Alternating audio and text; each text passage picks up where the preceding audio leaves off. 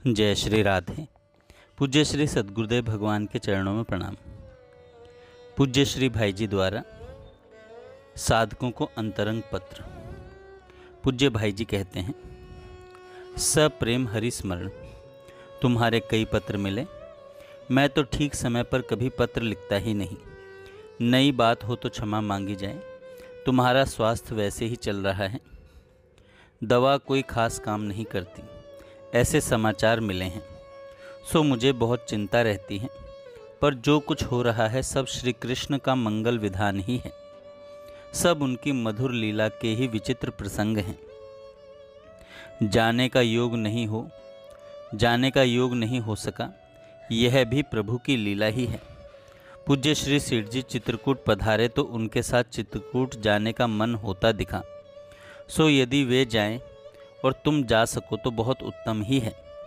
वे विलक्षण महापुरुष हैं, उनका जितना संग प्राप्त हो उतना ही हमारे लिए परम सौभाग्य है। यहाँ आने का तुम लोगों का मन रहता है, सो तो मैं जानता हूँ। यहाँ चाहे जब सुविधा हो तभी आ सकते हो, जरा भी संकोच या आपत्ति की बात नहीं है। पर पूज्य सेठ जी के महान सत्संग का परम लाभ छोड़कर यहाँ आना उचित नहीं है। लीला दर्शन चिंतन नहीं, दर्शन ही है। वे तुम्हारे सौभाग्य से तथा श्री राधा माधव की कृपा से तुमको होते हैं, सो बड़े ही आनंद की बात है। डैश के लीला दर्शन की बात लिखी, सो पढ़कर बहुत ही आनंद मिला। वह धन्य है।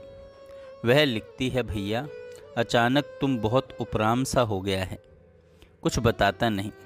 सो निर्दोष बात बताने करने में कोई हर्ज नहीं है। वह भगवान की कृपा पात्र है।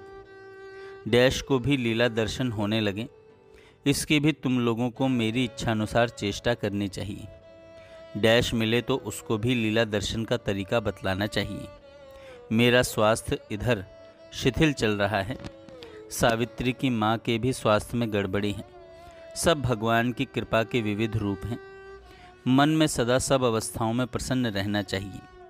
इधर काम बहुत ज़्यादा है, विशेषांक छप रहा है और वह इसी दिसंबर में तैयार हो जाना चाहिए।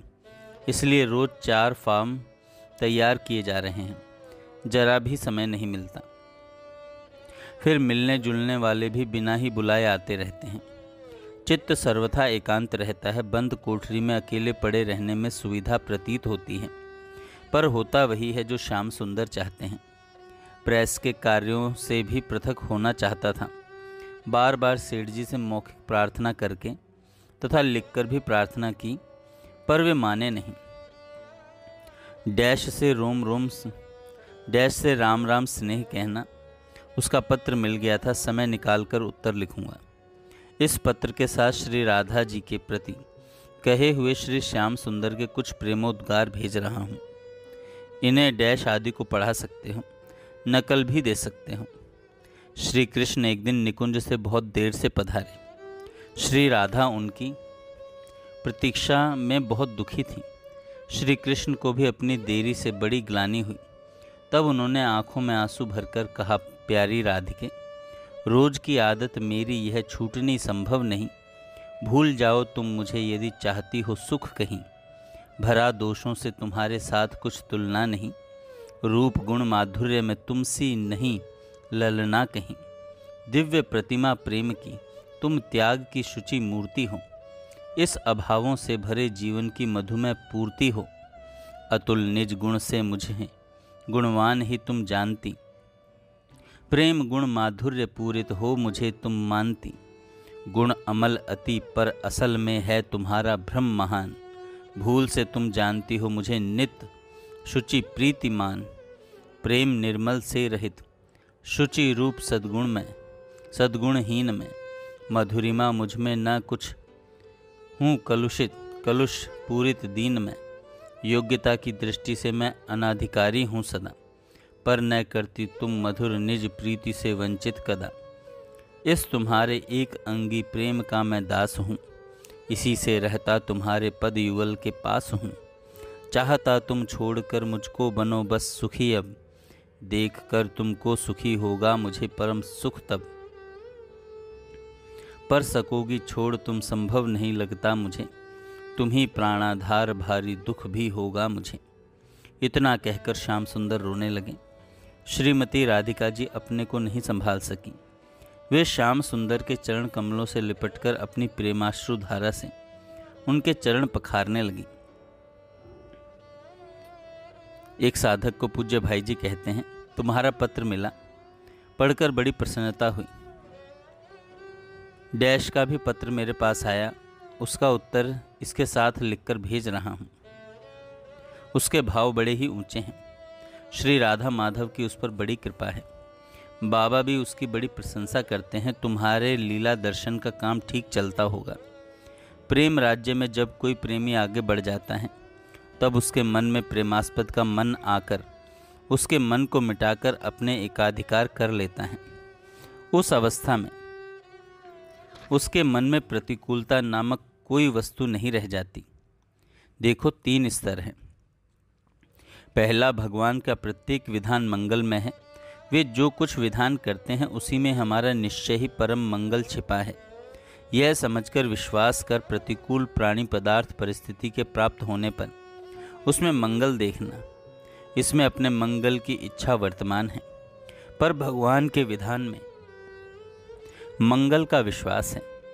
दूसरा, मंगल अमंगल की कोई कल्पना ही नहीं है, किंतु मन में अनुकूलता प्रतिकूलता है और प्रतिकूल प्राणी पदार्थ परिस्थिति के प्राप्त होते ही वह यह तुरंत मान लेता है कि मेरे प्रेमास्पद प्रभु को इसमें सुख है, अतः मेरे लिए यही परम सुख है। यों प्रतिकूलता परम सुख में परिणित हो जाती है, परंतु प्रतिकूलता यहाँ सर्वथा मिटी नहीं है। तीसरा, प्रतिकूलता की सत्ता ही नहीं है। जो कुछ भी प्राणी पदार्थ परिस्थिति प्राप्त होते हैं वही सर्वथा अनुकूल है। प्रियतम का मन उसका मन बना हुआ अपनी निर्मित प्रत्येक परिस्थिति में प्रियतम का सुख ही देखता है। असल में जब तक मनुष्य के मन में जरा सा भी काम भोग है तब तक वह प्रेम के मार्ग पर आ ही नहीं सकता। काम प्रेम का शत्रु है। काम गंदी चीज़ है। उस गंदगी में पवित्र प्रेम नहीं आता, और जहाँ प्रेम होता है वहाँ प्रेमास्पद का मन ही उसका मन बन जाता है। इसी से प्रेमास्पद की यथार्थ महिमा, उसकी सेवा का स्वरूप, उसकी श्रद्धा का स्वरूप और उसके मन की गुप्त बात तत्वतः वह जानता है। इस प्रकार के प्रेमी का नाम ही गोपी है। भगवान श्याम सुंदर अर्जुन से कहते हैं, मेरे महात्मा को, मेरी सेवा को, मेरी श्रद्धा को और मेरे मनोगत विचारों को तत्व से केवल गोपिका जानती है और कोई नहीं जानता।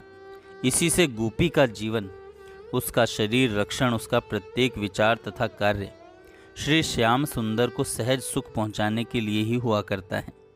अपना जीवन ऐसा बने श्री श्याम सुंदर तथा श्री राधा का सेवा सुखी जीवन का स्वरूप बन जाए, ऐसा प्रयत्न करना चाहिए। मेरे प्रति तुम्हारा और डैश का जो भाव है उसके लिए मैं तुम लोगों का ऋणी हूँ। मैं तो तुम्हारे भावानुकूल अपने को कभी नहीं मानता, परंतु किसी के भाव पर मेरा विरोध करने का भी अधिकार है। जाकी रही भावना जैसी, प्रभु मूर्ति देखी तिन तैसी। इतना ध्यान रखना चाहिए कि कहीं भी लौकिक भाव, लौकिक इच्छा, लौकिक कामना, लौकिक राग, ममता ना आ जाए। कहीं पवित्र विशुद्ध प्रेम के नाम पर मोह ना आ जाए। कहीं काम प्रेम पर अपना काला पर्दा ना डाल दें, काला पर्दा न डाल दें।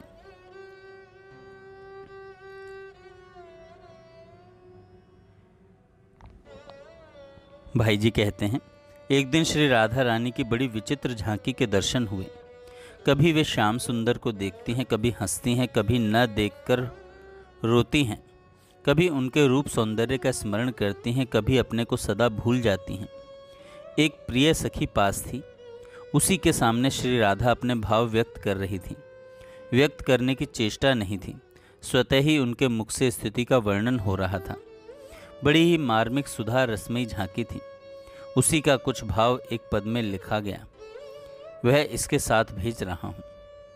इसे डैश को पढ़ा सकते हो और परस्पर समझ और समझा सकते हो। इसके सुंदर भावों को समझ सकना, समझकर तदनुसार अनुभूति होने पर तो बड़ा ही आनंद होगा। अनुभूति होने पर तो बड़ा आनंद होगा। जय श्री राधे।